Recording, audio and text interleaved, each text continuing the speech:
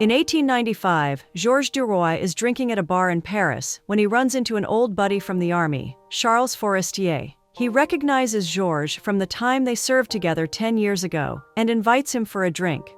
Georges has just come back from Algeria and is hoping for better luck finding jobs in Paris. Charles thinks he has a great chance to succeed, especially when everyone around is rich. As an ex-soldier, Charles lives in the posh area of Boulevard Haussmann and is the political editor of La Vie Française. He thinks their newspaper will help bring down the government. Georges admits he's just a humble clerk at the railway office because he doesn't have connections.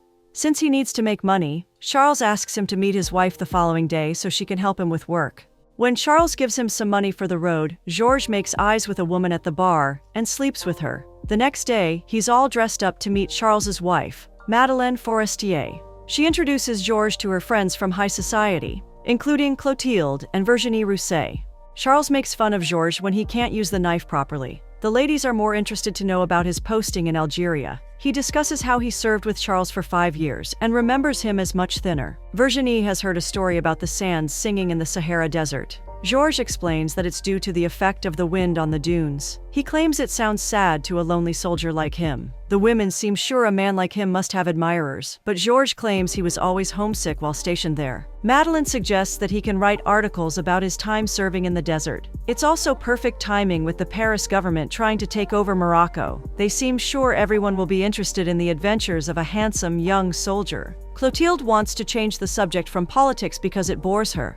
She's more interested in enjoying herself, which Georges finds fascinating. When Rousset suggests he should submit an article in the series Diary of a Cavalry Officer, Charles seems sure he has never written anything. Madeleine offers help and suggests that he should write it as a letter to a friend. She dictates what he needs to write down immaculately. Georges soon realizes how clever and good she is at writing. When Georges compliments her, she wants to be clear that she will never be his mistress. She knows men like him want all the women, but she agrees to be his friend. She also gives him advice about how women are more important in Paris than men. She asks him to call on Virginie, who seems to like him.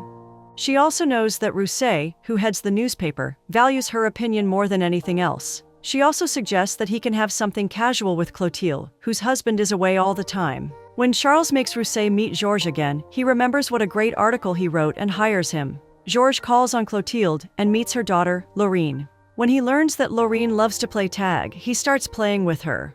Clotilde watches them bonding and joins in on the fun too. Laurine's governess wants to take her for lunch, but she hugs Georges before leaving and calls him bel ami. Georges wants to meet her again, so Clotilde insists that she will come to his place. Georges knows his place is a mess, but improves it as much as he can before Clotilde arrives. She is interested in Georges and kisses him, but doesn't want to be seen in that area. She can't risk a divorce and embarrassing her husband, who is a good man. She decides to get a proper love nest for them so she can visit him and sleep with him. She buys it with her own money and seduces him there. When she's done, Georges discusses a letter from his father, who keeps asking when he'll marry.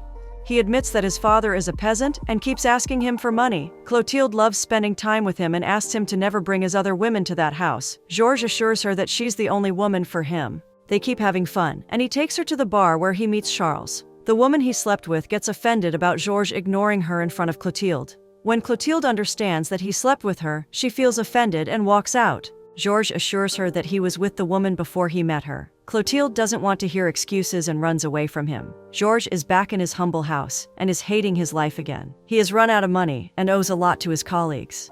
Charles knows he's not good at writing any article without his wife's help. He feels offended that Georges expects Madeleine to do his job for him. He has lost all the money by gambling, so Georges offers to write an article right there. With one look at the article, Charles makes fun of how he writes like an errand boy. Charles shows the article to Rousset, who fires Georges on the spot for the bad writing. Georges decides to call on Virginie with pears from his parents' orchard in Normandy. He impresses her friends and gets his job back because of her. Since he becomes the head of gossip, he attends a show with all the ladies again who seem to fancy him. At the show, Georges watches Charles coughing constantly and Madeleine taking him away. He flirts with Clotilde and gets back in bed with her again at the original love nest. She runs away early to be with her husband and asks Georges to dress her up. She also informs Georges that Charles is critically sick, so Madeleine has taken him to sea to help him with the issue. Georges drops by the place where Madeleine is tending to Charles. He brings her flowers, but Charles knows he has come to watch him wither away. He keeps coughing and drops blood all over Georges' shirt. Georges gets nightmares about him burying Charles with Madeleine. It soon comes true when he passes away in his bed.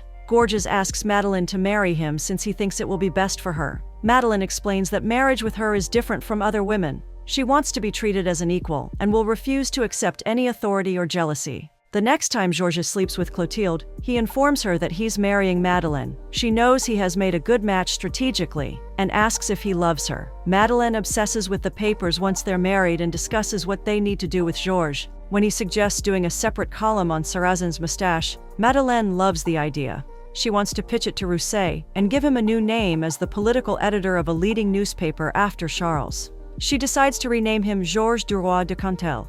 Rousset seems to love the idea of the column for its originality of thought. When Georges brings home flowers for Madeleine, he finds her in conversation with Comte de Vordeck. She explains that he comes every Tuesday. Before leaving, Vordeck inquires about the health of the doorman's wife. Georges' meeting with the politicians is in half an hour, but he makes sure to flirt with his wife first. Madeleine asks him to pay special attention to Laroche, who might be a foreign minister one day. At the meeting, Rousset wants information to bring down the government and asks Georges to work on it. Except, he calls Georges Forestier. He claims it's an easy mistake and offends him. He suggests looking into troop movements and asks for Laroche's help. When Madeleine is working on figuring out why so much grain is being imported, Georges seduces and distracts her. She agrees to have a passionate moment with him, but gets back to work immediately afterward. Georges realizes she's distracted because it's Tuesday and time for Comte de Vaudrec to visit. Madeleine tries to discuss the government's true intentions towards Morocco. Georges seems more worried about Vordeck and what he is to her. Madeleine asks him not to be a fool and focus on bringing down the government. At a party for Laroche, who is now the foreign minister, Georges gets introduced to Rousset's daughter, Suzanne. Madeleine is distracted by a lot of men, so Georges finds his way to Clotilde in the crowd. He asks her about Laurine, who is mad at him for disappearing. Clotilde claims she's happy for the match Georges made with Madeleine since it will help him. She is still held on to their love nest and keeps hoping he'll come back to sleep with her. Once Laroche announces that Morocco is safe, Georges decides to follow the men to a different room. Rousset asks him to play a game with them, and the topic somehow comes to Vaudrec. Georges learns that Vaudrec owns the apartment where they live because he gifted it to Madeleine after he got her married to Charles. Since he paid her dowry, Georges assumes he's like a father to her. Rousset doesn't confirm that statement and asks Georges to mingle with the ladies. Offended by Rousset's comment, Georges drops by the church to find his wife, Virginie, alone. He seduces her there and shows interest while she keeps resisting. He then takes her to the love nest and sleeps with her. Virginie can't get enough of him, but Georges insists she needs to leave soon. He almost throws her out just before Clotilde arrives. He wakes up with Clotilde in the morning, who is sure Madeleine must be wondering where he is. When Georges gets back home, he learns that Madeleine is at Vaudrec's funeral. Georges learns that Vaudrec made Madeleine the sole inheritor of his estate, worth over 1 million francs. There's a complication because of the nature of legacy, because a man doesn't usually leave an estate to a married woman. It's normally left to the husband to avoid any suggestions of adultery. Georges is frustrated that Vaudrec didn't leave the estate to him and hopes it was done as a fatherly gesture. When Georges claims he can't accept 1 million francs because of his reputation, Madeleine tears up and claims she doesn't want the money either. Georges doesn't want to let the opportunity go, so he decides to accept the inheritance on her behalf. He thinks that will look like he's denying any shame that comes with the recognition. He knows she is grieving a lot and demands an answer about who he was to her. Madeleine finally admits that she loved him as a friend, father, and lover, all in one. A week later, Virginie seems desperate for another meeting with Georges. He keeps trying to ignore her, but she begs him to be with her. She regrets letting him seduce her because she was a faithful wife before this. Virginie seems proud that she has information about their new government taking over Morocco. Georges thinks he brought them to power on the promise that they would not do it. Virginie makes him realize that there's a whole plan happening behind his back. Rousset and Laroche have been planning to take over Morocco for years. She knows they don't trust Georges because they think he's too impulsive and greedy. Virginie explains that they have bought every copper mine and the whole Moroccan loan. Laroche and Rousset plan to make 70 million from this deal. Virginie thinks Georges will be proud of her because she bought shares for him worth 70,000. Georges gets aggressive with Virginie and shouts at her about giving him pennies. He feels like he has paid a huge price to get where he is for nothing. He assures Virginie he never loved her and only slept with her to get back at Rousset for being rude to him. He now feels betrayed and comes home to find Madeleine in conversation with Rousset and Laroche.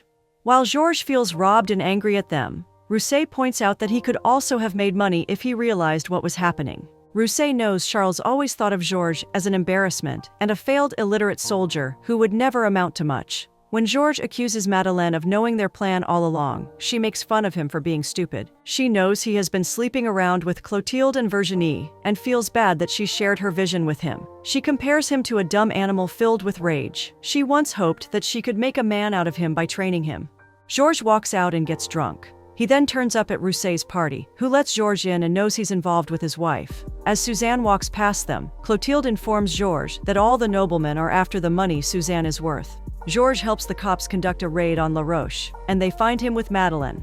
Once she is charged with adultery, Georges knows he can happily file for divorce. He picks up Suzanne in his carriage, who is excited about running away with him. He brings her to a hotel and books 2 rooms for the night. Suzanne assumes he will sleep with her, but Georges maintains his distance because he knows she's too young. When he brings her home the next morning publicly, Virginie refuses to let her daughter get married to him. Rousset knows their reputation will be ruined otherwise, and insists that Georges needs to marry Suzanne. Clotilde feels weird that Georges would marry a child like Suzanne just to get back at Rousset and earn a lot of money. He has also ruined La Roche and Madeleine's reputation. She feels like she doesn't know him anymore. She knows he only planned for people to think he slept with Suzanne when they disappeared for the night. Clotilde feels hurt that she learned about this from her husband and thinks he's like every other man in the society. She thinks he's selfish and brutal and doesn't appreciate that she loved him when he had nothing. Georges explains that he has to behave this way because he can't live in poverty like his father. He is trying to scrape out an existence that will never happen. Georges refuses to have a life like that. Georges and Suzanne then get married in a huge ceremony, and all of his women seem to have made peace with this rise in his ranks.